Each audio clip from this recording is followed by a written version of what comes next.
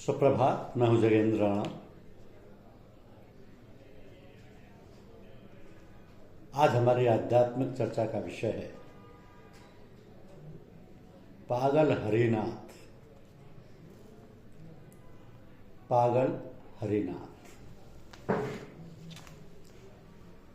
देखिए, बंगाल में एक बहुत ही बड़े प्रसिद्ध महात्मा हुए हैं। उनको लोग पागल हरिनाथ के नाम से संबोधन करते थे,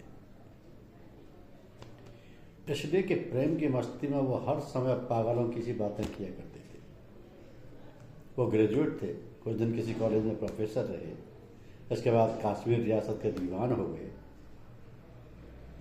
जब कृष्ण विरह की आग हृदय में अधिक प्रज्वलित होने लगी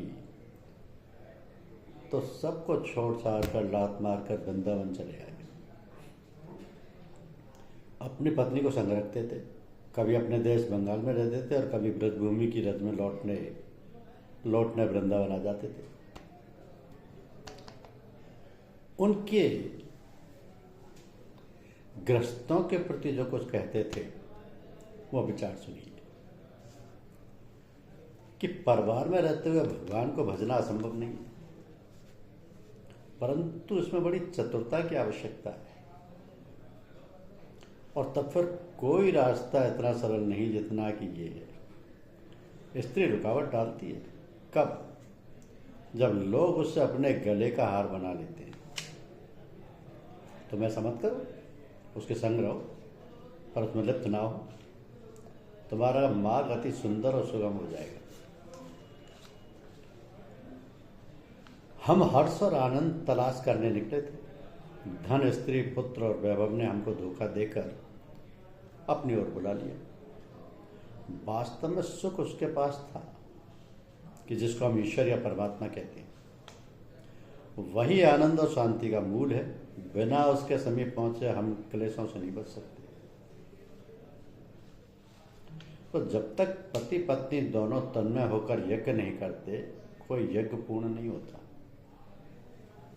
ऐसा शास्त्रों में विधान है।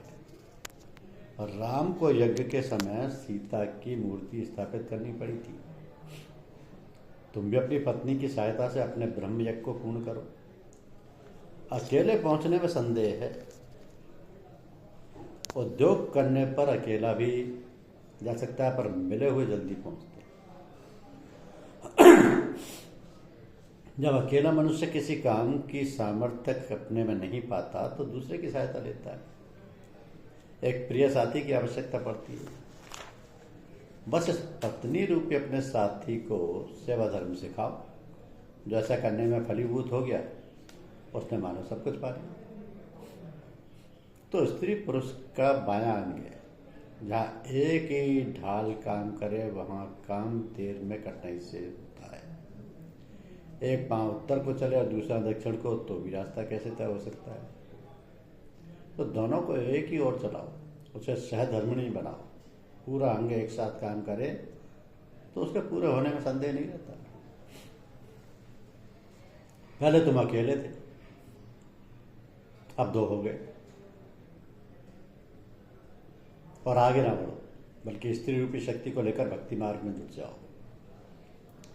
एक अंग हो के अनन्य प्रेम के मार्ग में अपने को मिटा डालो। बिना मिटाए शांति का अमृत रस पीने को नहीं मिलता। सारे ही भावों में मधुर भक्ति सबसे श्रेष्ठ और रोचक है। इसके लिए ही तुम्हारा प्रयत्न होना चाहिए। याद रखो, यदि स्त्री का दिल सख्त हो जाए तो इंद्र का वज्र भी उसके सम्मुख कोई चीज नहीं है। उसे नरम दिल बनाओ। नाजुक दिल ही नाजुक शरीर की शोभा है। उसको अपने बच्चों की ही मां न बनाओ, बल्कि ऐसे सांचे में ढालो कि सारे संसार की माता बने। ये स्वार्थ को दूर करने से होता है। कुछ करना ही नहीं पड़ेगी, क्योंकि वह जगत माता है। वह विश्वजननी प्रकृति माता का अवतार है। वह स्वभाव से ही कोमल है। वह मनुष्य बड़ा ही भाग्यशाली है जिसे धर्म कार्यों में सहायता पहुंचाने वाली पत्नी मिली है। वास्तव में ऐसी स्त्रियां ही सधर्मिणी हैं। ऐसा मनुष्य स्वर्ग या मुक्ति की परवाह नहीं करता। उसे संसार के बंधन दुख में दिखाई नहीं देते। घर की निर्धनता आदि क्लेश भी उसको अनुभव नहीं होते। वह हमेशा शांति और आनंद की गोद में खेलता हुआ अपने को पाता है। और जिनको उल्टा स्त्री से भरा पड़ा है उनके लिए स्वर्गधाम भी नरक बन जाता है, जीवन उनके लिए मृत्यु है। यदि ऐसी भजन में बाधा डालने वाली स्थिति तुम्हें मिली हो तो पालन पोषण का प्रबंध कर उससे अलग हो बैठो। जो साथी गड्ढे में ढकेले यह मित्र नहीं है, उसका मोह त्याग दूर ही रहने में भलाई है। तो जाके प्रिय न राम वैदेही तज्ये ताई कट वैरी समय यद्यपि परम से नहीं। स्त्रियां शक्ति हैं, स्त्रियां आनंददायिनी हैं। वह जगत विधात्री देवी महामाया का अंश लेकर संसार में आई। उनकी कद्र करो, नीच को वासनाओं में पढ़कर उनका दुरुपयोग ना करो। यदि तुमने उन्हें ठुकराया, उनकी बेइज्जती की, तो वह प्रबल महाशक्ति तुम्हें निर्बल बनाती हुई दुख सागर में डुबो देंगी। पत्नी को खेल की सहेली समझ के लोक और परलोक के लिए उससे जो शक्ति मिल सकती है उसे हाथ से न खो बैठना चाहिए। वो तुम्हारी साथी है, इसी जन्म में नहीं, जन्मांतर से परमार्थिक कार्य में तुम्हारी सहायक रही है। उसने ही तुमसे शुभ कर्म करा के तुम्हें मनुष्य योनि को दिलाया। तुम्हारा भविष्य उन्हीं के अधिकार में है। वो चाहे जैसी संतान उत्पन्न करके दे सकती है, वो चाहे जैसी संतान उत्पन्न करके दे सकती है। नया जन्म धारण करने के लिए तुमको उन्हीं की कोख में जाना पड़ता है। नरक जाने वालों के लिए यही स्त्रियां दुराचारणी, राक्षसी और पिशाची रूप धारण कर लेती हैं। स्वर्ग वालों के लिए देवी बन जाती हैं। ये सब खेल जानती हैं, इसलिए प्रत्येक स्त्री की इज्जत करो, इनको माता के रूप में देखो। उनके आशीर्वाद से तुम पार हो सकते हो, ईश्वर दर्शन पा सकते हो। तो पतितों को चाहिए कि स्त्री का सम्मान करें प्रत्येक कार्य में, चाहे वह परमार्थिक हो चाहे व्यावहारिक, उससे सम्मति लें। उसे मूर्ख और दासी के रूप में ना देखें। उसके गुणों को तुम ग्रहण करो और अपने गुण उसमें प्रवेश करो। इस लेन देन से तुम्हारा संबंध घनिष्ठ हो जाएगा, तुम्हारे दोनों के हृदय मिलकर एक हो जाएंगे और यह मिलनानंद तुम्हें एकत्रीय सुख और शांति देगा। भोग में योग करो, दोषों से घृणा करके दूर मत भागो। वही सचमुच बड़ा चतुर और शूरवीर है जो शोक में शांत रह सकता है। कादल की कोठरी में घुस के अपने से कालोंच नहीं लगने देता, सांसारी रहता हुआ संसार रूपी जल का छींटा अपने ऊपर नहीं पड़ने देता, दुख के ठोर पर दुखी हो जाने में कोई बहादुरी नहीं है। नशेबाजों की पंगत में बैठ के नशेबाज बन जाने में कोई तारीफ नहीं। चोरों के साथ चोर बन जाने में कोई प्रशंसा नहीं। शूरता ऐसी में है कि जो अपने ऊपर बुरी बातों का असर नहीं होने देता, बुरे रंग का धब्बा अपनी चादर पर नहीं आने देता, घर छोड़ के भागने में भलाई नहीं है।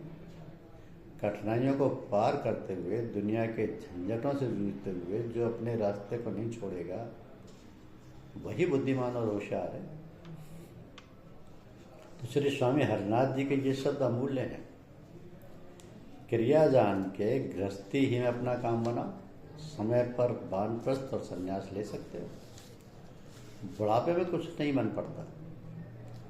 साधन का आरंभ जवानी में करो और गृहस्थी में रह के करो, ताकि आगे स्वभाव बन जाए और इसी जीवन में तुम मुक्ति लाभ कर सको। गृहस्थों का साधन उपासना है, इसी का आश्रय लो। यौगिक क्रियाएं विरक्तों के लिए छोड़ दो, उनको निभाना गृहस्थी में कठिन है। उनके द्वारा तुम्हें अनेक रोग हो सकते हैं, तुम्हारे कारोबार में फर्क आ सकता है। उपासना सरल और शीघ्र फलदायिनी है और यह गृहस्थों का साधन है। तो आगे प्रणव उपासना की विधि और उपासना के दर्शन साक्षात्कार को समझो, उस रास्ते पर चलो। क्योंकि गृहस्थ जीवन बहुत साधारण है। आजकल के लोगों के दिलों में एक ख्याल जगह कर गया कि गृहस्थी में रह के ना तो भजन पूजन बन सकता है, ना ईश्वर प्राप्ति हो सकती है। ये एक भ्रम है, जिसके कारण अनेक मनुष्य इच्छा रखते हुए भी इधर को नहीं झुक पाते। वो ऐसी विरक्ति होने के इंतजार में जीवन समाप्त कर डालते हैं। ना फुर्सत मिल पाती है और ना उनके भजन का आरंभ हो पाता है। तो दुनिया के काम एक के बाद एक उनके सम्मुख आते जाते हैं और उन्हीं में फंसे फंसे एक दिन मृत्यु के ग्रास बन जाते हैं। दोनों ही अवस्थाओं में भजन व साधन हो सकते हैं। दोनों ही विरक्त और गृहस्थ भगवान के चरणों तक पहुंच सकते हैं। हाँ, दोनों के नियमों में, दोनों की क्रियाओं में थोड़ा अंतर है। गृहस्थों के साधन और विरक्तों के और उनके समय लेने पर किसी आश्रम में रहते हुए मनुष्य अपना कार्य पूरा कर सकता है। कि प्रेम भाव एक चाहिए, भेष अनेक मना। चाहे घर में वास कर, चाहे वन में जाए। गृहस्थी ग्रहण करना और पकड़ना है, और विरक्ति त्यागना है, छोड़ देना है। तो जहाँ तक मैं और मेरा है, जहाँ तक संसारी पदार्थों का मोह या ममत्व है, जहाँ मेरा और तेरा है, वहाँ तक गृहस्थी है। चाहे वो स्त्री और संतान वालों में हो, और चाहे त्यागी और पर्वत की कंदरा में बैठने वाले साधु में हो। ये दोनों ही गृहस्थ हैं और ईश्वर से बहुत दूर है। विरक्ति का अर्थ ये है कि मन एकदम उधर मोह त्याग के मालिक के चरणों में झुक जाए और उन्हीं का आश्रय है तो अपने सारे व्यवहार करता जाए। क्योंकि ईश्वर को भूल जाना एवं संसारी वस्तुओं के मोह में फंस जाना ही गृहस्थी है। जब आजकल के त्यागी साधु विरक्त के वेश में गृहस्थी बनने लगे हैं, तो गृहस्थों को भी उचित है कि ऐसी कोशिश करें कि गृहस्थी में विरक्ति उन्हें मिल जाए, तो फिर काम होने में कोई संदेह नहीं रहेगा। शास्त्रों में गृहस्थ आश्रम सबसे ऊंचा बताया गया है। इसका तात्पर्य यह नहीं कि सभी गृहस्थ त्यागियों से ऊंचे हैं, बल्कि जो स्त्री पुत्रों धन वैभव को रखते हुए भी लिप्त नहीं है, जो हर समय भगवान के आश्रय रहते हुए अपना कारोबार चलाते हैं, अपनी अहम बुद्धि त्याग के जो अपने प्रत्येक कार्य में सर्वेश्वरी जगत विधात्री माँ का हाथ देखते हैं, और जो हानि लाभ सुख दुख में समता रखते हुए प्रभु की मर्जी पर खुश रहते हैं, उनमें और विरक्तों में क्या भेद है। साधना संपन्न जीवन चाहे गृहस्थी का हो अथवा विरक्ति का हो, दोनों ही समान। तो भगवान की प्राप्ति के लिए किसी प्रकार की नई तैयारी या चेष्टा की आवश्यकता नहीं होती। जिस अवस्था में आपका जीवन प्रवाह चल रहा हो, ठीक उसी अवस्था में रहते हुए आप उसे पा सकते हैं। भगवान तो स्वयं कहते हैं कि अति दुराचारी भी मुझे पा सकता है। केवल हृदय में सच्ची तड़प होनी चाहिए। केवल हृदय में सच्ची तड़प होनी चाहिए। तो गृहस्थी भगवान को पाने में कोई रुकावट नहीं, तड़प होनी चाहिए। जिस मुहूर्त में उनके लिए छटपटाहट तुम्हारे दिल में उदय होगी, जब तुम उनके लिए बिलखने लगोगे, उसी मुहूर्त में तुम्हारे सम्मुख आ खड़े होंगे। पुकारो तो सही। ऐसा विश्वास बनता हो कि वो दूर है, वो हमारे सुनेंगे नहीं। भगवान तो सबके पास रहते हैं, सबकी सुनते हैं, सबकी रक्षा करते हैं। फिर भक्तों को तो छोड़ के वो जा ही कहाँ सकते हैं। हाँ, भक्त बनने का प्रयत्न कर, हर समय उन्हें याद रखने का स्वभाव बनाओ, कभी कभी आर्त स्वर में उन्हें बुलाया कर। यही भक्त बनने के साधन हैं, जिसके अंदर ऐसे सद्गुण आ जाते हैं, चाहे गृहस्थ हो चाहे विरक्त हो, उसी का नाम उनके अंदर हो जाता है। धन्यवाद।